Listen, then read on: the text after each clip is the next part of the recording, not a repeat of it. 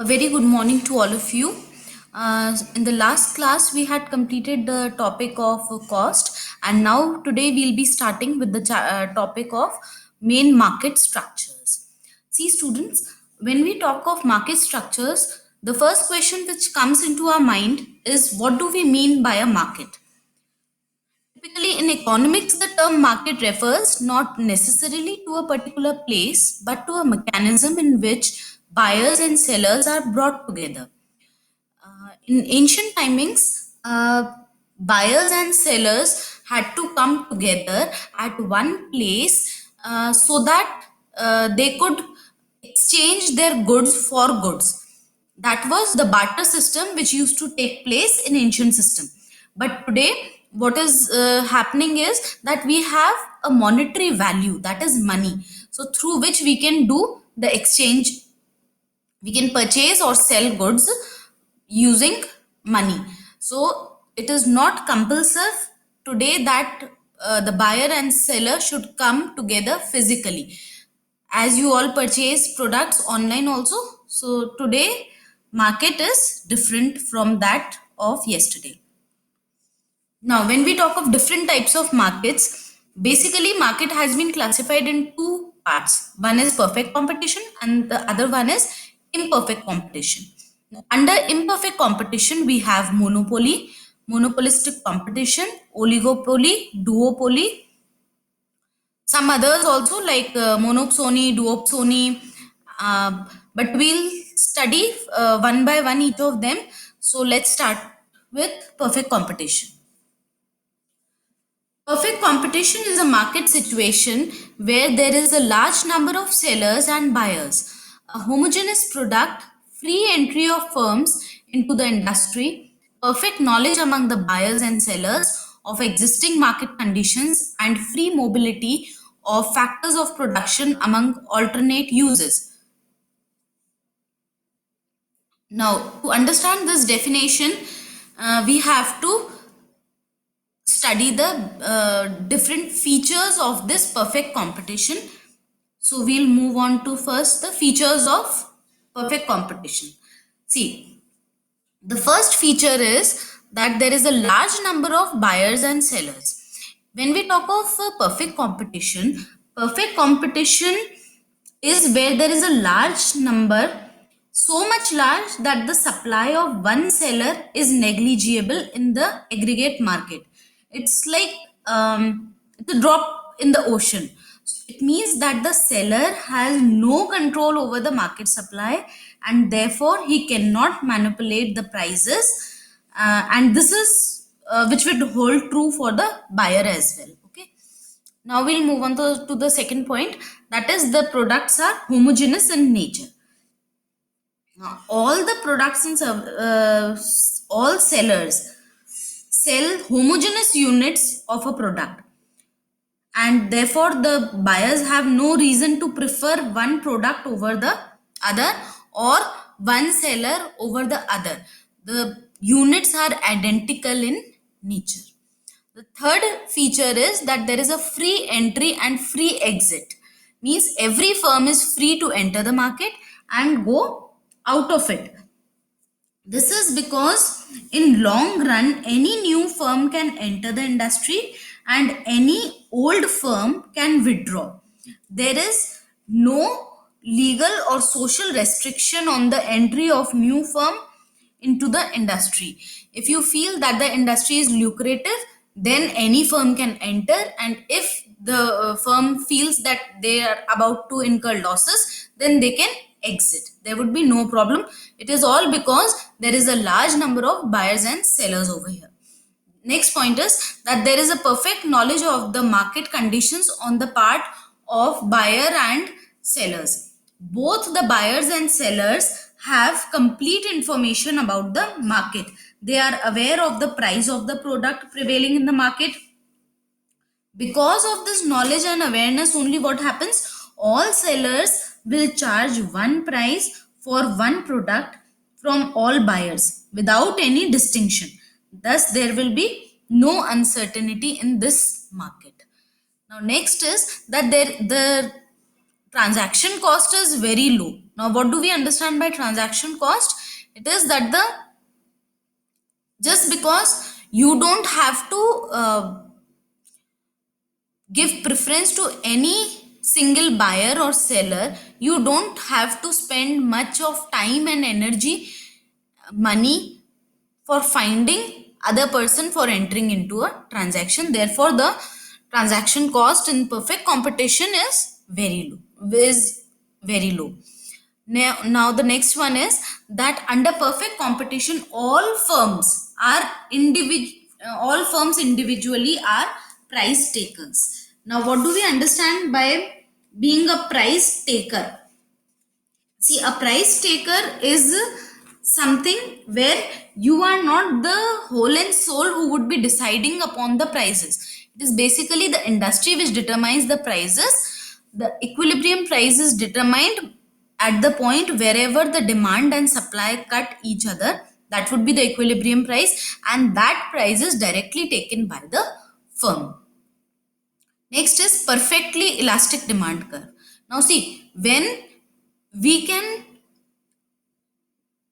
purchase any amount of quantity at the same price, we have perfectly elastic demand curve, and that is what is happening in perfect competition. Here the AR, that is average revenue, and marginal revenue would be equal. Next is perfect mobility of factors of production. Now, in this market, what happens is there is perfect mobility of factors as well as goods and services. Factors of production are free to seek employment in any industry, and even all the firms can get as many factors as they need. Absence of selling and advertising cost. Now, just because there is under perfect competition, a seller does not spend on advertising and publicity, it is because all the firms sell homogeneous products, so there is no need on the part of the firm to incur any selling cost. Then apart from this, we can also write that in perfect competition, normal profits are only gained by the entrepreneur in long run, and abnormal profits or losses are not there. Only normal profits are there in long run, and same price is there for all the customers, so the seller can charge only the same price because the products are also homogeneous in nature. Now, moving ahead from the features of perfect competition, we move on to monopoly. See, when we talk of monopoly, it is made up of two words. One is mono and the other is poly. Mono means one and poly is to sell. So, monopoly is where there would be only one seller, there would be no close substitutes in the market, and there would be barriers to entry. Single seller, as we have understood that in the monopoly market, it is that there would be only one seller who would be selling in the market, and there would be no distinction between the firm and the industry. Then next we have barriers to entry. Now, when we talk of barriers to entry, it means that, see, there is only one single seller and he doesn't want that his share of profit should be shared with any other person. So in this case, what does he do? He tries that no other firm should enter the market, because if any other firm enters in the market, then his share of profits would be divided, his pie of share would be reduced. So he creates some barriers. It may be economic, institutional, legal, or artificial. Now, next is no close substitutes. See, the product which the monopolist is selling is a unique product. It is that nobody else has that product, and therefore he has a full control over the market, and he is the price maker. He is not the price taker. Remember when we talked of perfect competition, there the firm was a price taker. In monopoly, he is only the person who has to determine the prices, so he becomes the price taker. Now, possibility of price determination takes place in monopoly, and this is a very unique feature of monopoly. It is only here that price determination takes place.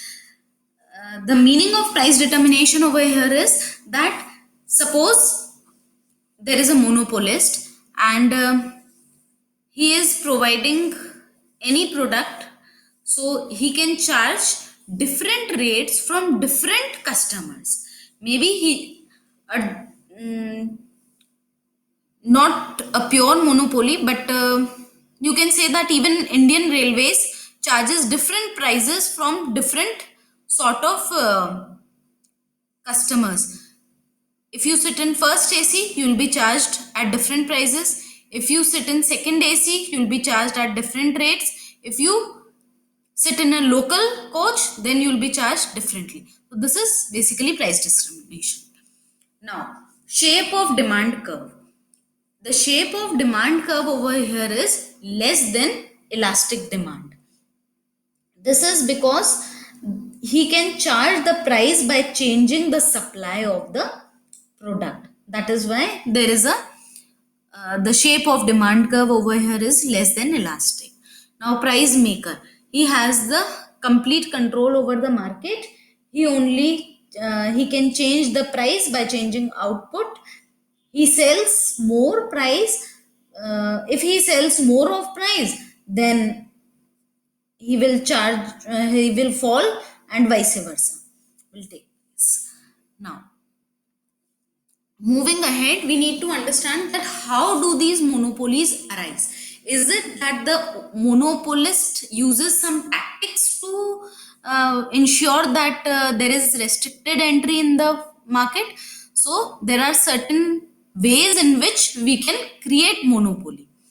First point is strategic control over a scarce resource, inputs, or technology by a single firm, limiting the access of other firms to these resources, which means that it is only the monopolist who has the control over those resources which are required to produce a certain type of product. So there is monopoly arises. Second is through developing or acquiring control over unique product that is difficult or costly or other companies to copy.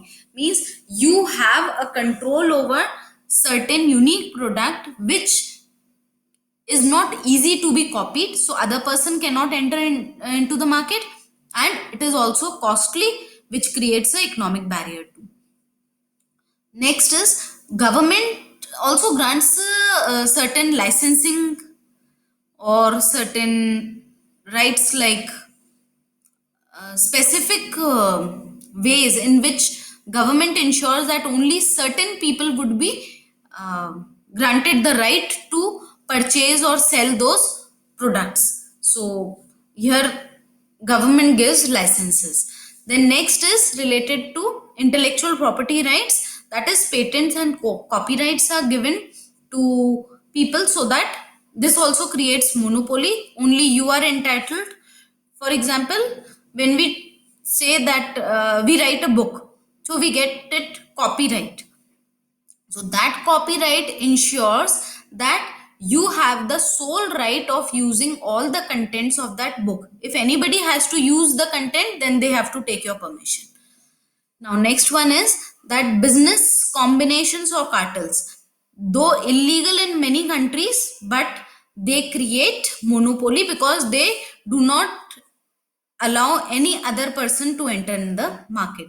Then sometimes what happens that the technical know-how or the initial cost of starting some business is so high that other firms do not have that much, either they cannot afford or they do not have that much of capability to arrange those funds which are required for starting up that business. Now the next one is natural monopoly. Now, when we talk of natural monopoly, it arises because of large economies of scale. Now, if we are producing many units at one time, obviously the cost per unit would be reduced. Now, just because the cost per unit is so less, that other party who would start up a business would definitely cannot scale up the business to that level which the other person is doing previously. So initially he will incur so much of losses that he drops the idea of getting into that industry. Now, the last one is that there are stringent legal and regulatory requirements also, which effectively discourage the entry of new firms without being specifically prohibited. Sometimes legal framework also creates monopoly. Now, the next one market type under imperfect competition is monopolistic competition. Monopolistic competition refers to market structure where there is large number of buyers and sellers, but they are selling differentiated products which are but they are close substitutes of each other. Now, the difference between perfect competition and monopolistic is, in perfect competition also there is a large number of buyers and sellers, though in monopolistic also there is a large number of buyers and sellers, but it is less than that of perfect competition. And secondly, there they were selling a homogeneous product. Here they are selling differentiated products, but they are close substitutes. For example, take soap industry.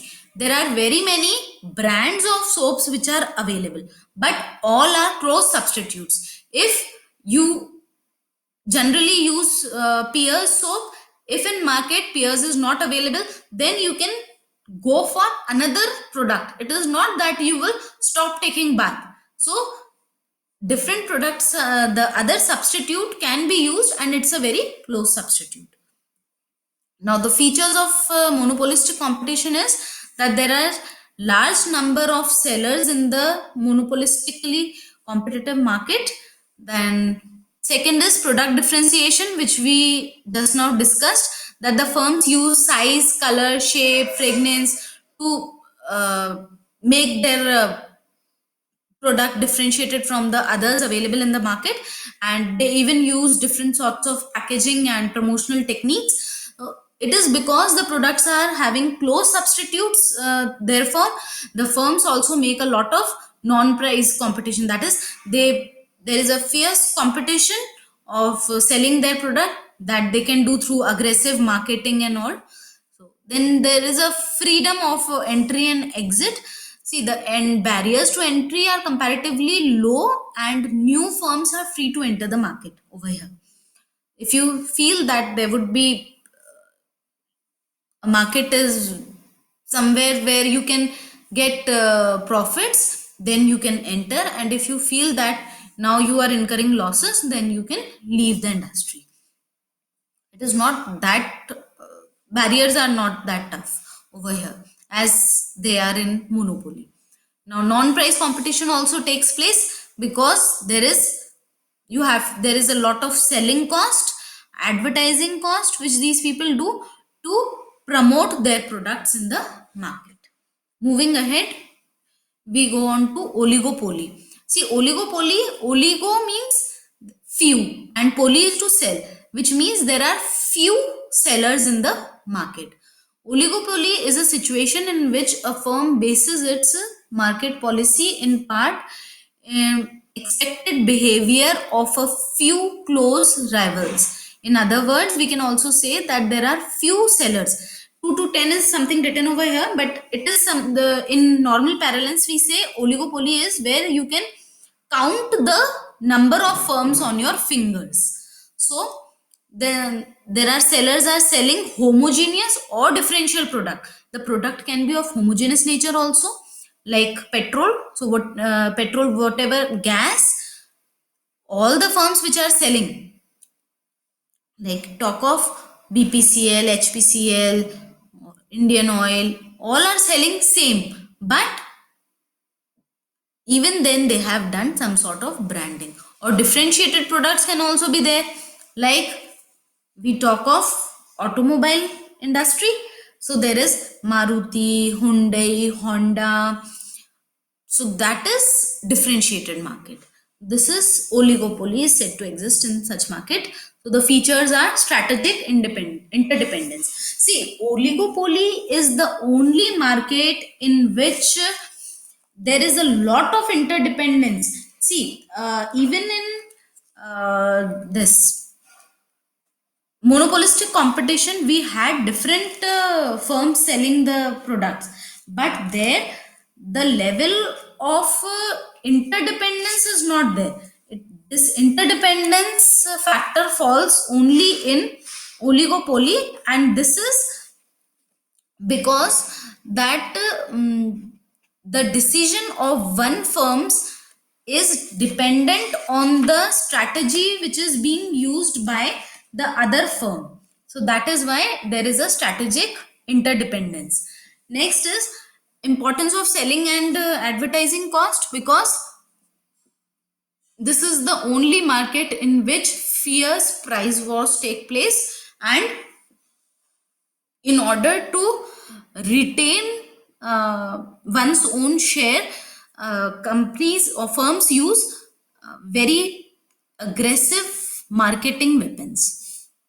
Then the last one is group behavior. See, if we talk of group behavior is something in which one person, one firm watches the other firm, and if the other firm, suppose there are two firms, firm A and firm B. If firm B increases its prices, firm A will resist, so that all the people who were purchasing products from firm B should also move towards firm A. But if firm B reduces its prices, then firm A will think that all my customers may be pulled by firm B, and therefore immediately they will also try to reduce their prices. So this is the price war which takes place, and it is a very important characteristics of oligopoly market. Lastly, we'll try to summarize by just chart where we have all the three: perfect competition, monopoly, monopolistic. See, if we talk of number of buyers and sellers, in perfect competition there is large number, in monopoly single seller, and in monopolistic there is large number of buyers and sellers, but it is less than perfect competition.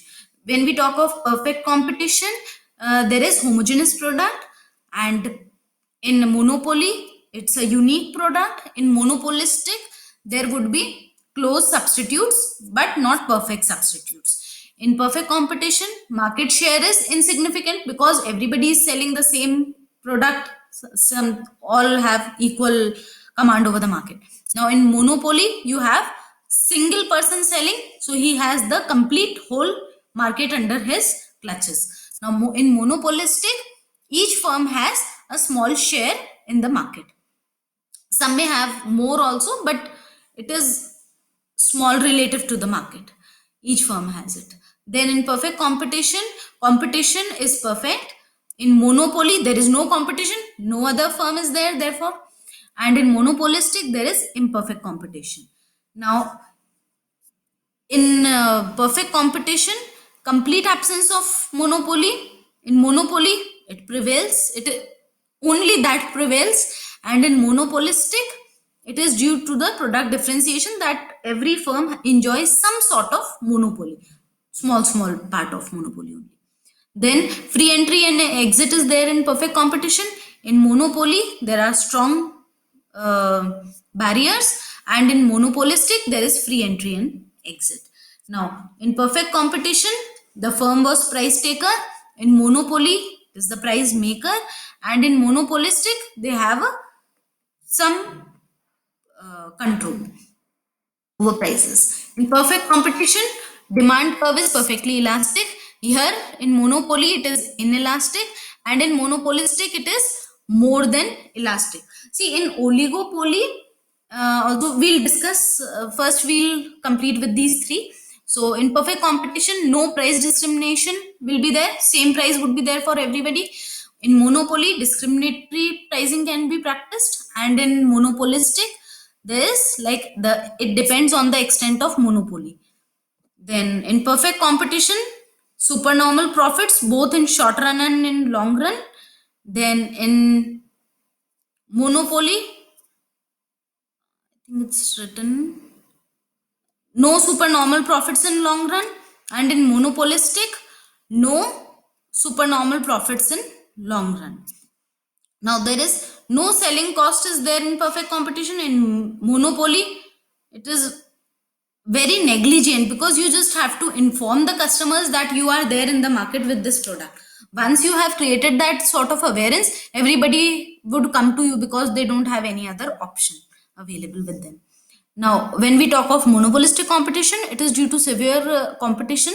Selling cost is vital to persuade buyers because they have close substitutes available. They other companies can lure the buyers. They can try to pull the buyers from one firm to another. That is very common in monopolistic competition. In perfect competition, the price being given decides only the quantity of output. Here, both the things, price and output, is determined in monopoly, and in monopolistic, both price and output is decided. Now, once back we'll go and we'll see for oligopoly. In oligopoly, there are few buyers, few sellers, and large number of buyers. The products which are sold in oligopoly are differentiated in nature. Then market share depends on the sort of like how much you are having control over the market. If you have a large control, then you can capture the market. Then the it is imperfect competition takes place over here. Then some firms enjoy considerably large monopoly, some enjoy less monopoly, but everybody has some degree of monopoly because they are very few in number. Then they try to create some entry barriers, and they have control over the prices and oligo because they do cartel formation also in this oligopoly market. Then in oligopoly, one important feature is that to a certain extent the curve of demand is more than elastic, and later it becomes less than elastic, and that is why they have a king demand curve over there. And then no price discrimination is not there, but it depends on the power of monopoly which they are handling. Then selling cost is also there, and they decide with both price and output. So in this we have, that's all for today. Now in the next class, students, will start with the price and output determination under all these three four basic sorts of competitions, of market competitions, and kindly go through all these features of different markets. Okay, thank you.